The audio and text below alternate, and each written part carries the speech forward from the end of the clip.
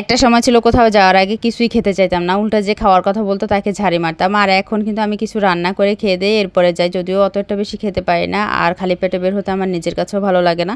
আসসালামু আলাইকুম এভরিওয়ান, কি অবস্থা সবার? আশা করি সবাই ভালো আছেন। ট্যাংরা মাছগুলো দুদিন আগে আনছিল, মানে ফ্রিজে ছিল, পেট পচে যাবে সেজন্য আজকে কিছু রান্না করতেছি। বেড়াতে যাব, কবে না কবে আসবো, মানে 2-1 দিন থাকবো আর কি, বেশি একটা থাকবো না। কোথাও বেড়াতে গেলে এখন আর শান্তি লাগে না, নিজের বাসার মতো শান্তি কোথাও লাগে না। 3টা টমেটো আনছে 40 টাকা দিয়ে, কিছুদিন আগেও 1 কেজি টমেটো পাওয়া যেত 15 টাকায়। যাই হোক, টমেটোগুলো অনেক ফ্রেশ ছিল। আজকে টমেটো দিয়ে ট্যাংরা মাছ রান্না করব। আজকে আমার হাতের তরকারিটা আমি নিজেই চিনতে পারতেছি না, এত মজা লেগেছে। মানে আমি যে এত ভালো রান্না করতে পারি আসলে এত প্রশংসা না করেও পারতেছি না।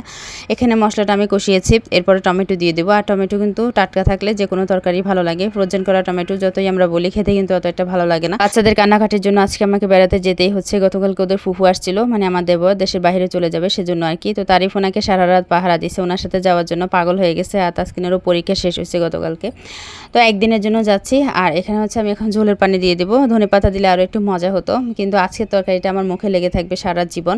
তো ট্যাংরা মাছ কিন্তু ভাবছিলাম সবগুলোই কেটে কুটে রাখবো, কিন্তু হাতে সময় ছিল না। আমি ঘুম থেকে উঠতে অনেক বেশি লেট করে ফেলছি। উনি কিন্তু বলছিল সকাল সকাল যাওয়ার জন্য। আমরা ঘর থেকে বের হয়েছি কিনা জানার জন্য অলরেডি 2বার কল করে ফেলছে। তো বের হতে হতে প্রায় 12:30 বেজে গেছে আর কি। তো আজকে একটা মজার কথা বলি, মানে আমরা যখন বের হয়েছি তখন কিন্তু হুজুরা আজান দিচ্ছে বা ওয়াজ হইতেছে আর কি, যেহেতু শুক্রবার ছিল। তো তাসকিনের আব্বু ড্রাইভারকে বলতেছে আমি যেন গিয়ে নামাজ পড়তে পারি। তো আমি মনে মনে হাসতেছি, কারণ যে জায়গায় মানে ঢাকা শহরে জ্যাম পড়লে 2-2.5 ঘন্টা লাগবেই, সেই জায়গায় সে নাকি নামাজ পড়বে।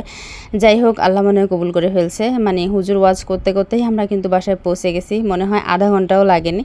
তো আল্লাহ দরবার শুক্রিয়া আর কি। তো এখানে আমরা সিএনজির জন্য অপেক্ষা করতেছিলাম আর কি, আর এরপরে পেয়ে গেছি। আর পাচ্ছিলাম না, প্রথমে অনেক বেশি কষ্ট হয়েছে আর কি, অনেক বেশি গরম ছিল আজকে। তো আমরা কিন্তু চলে যাচ্ছি। আর কোথাও গেলে বাচ্চারা এত খুশি হয়, কত ধরনের কথা বলতেছে, আর ওদের কথা শুনে আমরা দুজন মুসকে মুসকে হাসতেছি। একটা সময় আমাদেরও এরকম ছিল। তো ফাইনালি আমরা চলে আসছি, এখন বাসায় ঢুকবো আর কি। আর আমার নানাসের বাসায় আসলে কিন্তু ওরা এত বেশি খুশি হয় আপনাদেরকে বলে বোঝাতে পারবো না। কেউ আসলে ফুফুর জন্য এত পাগল, ওদেরকে না দেখলে বোঝাই যায় না। আমাদেরকে বাসায় ঢুকিয়ে দিয়ে ও চলে গেছে নামাজ পড়তে। তো ওকে কিন্তু দেখা যাচ্ছে, আমি একটু ভিডিও করলাম। আর এই জায়গায় এত পরিমাণে বাতাস, আবার বাসায় আসলে এই জায়গাটায় আমার এত ভালো লাগে, মানে দেখার মতো জায়গা। তো বাতাসের জন্য এখানে দাঁড়িয়েছি।